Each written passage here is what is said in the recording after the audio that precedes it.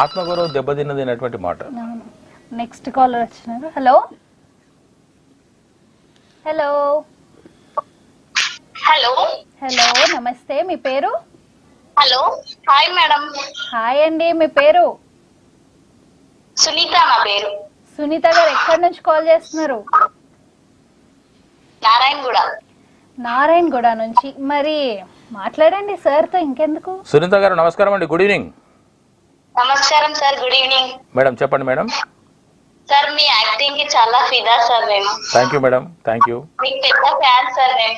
Thank you so much. అది నా అదృష్టము. మీరందరూ నాకు అభిమానులు కావడము, మీ అందరి ప్రేమను, మీ అందరి ఆశీస్సులు పొందడం అనేది నాకు దేవుడిచ్చిన ఒక గొప్ప అవకాశము. నేను సినిమాల్లోకి రావడం అనేది ఒక మలుపు.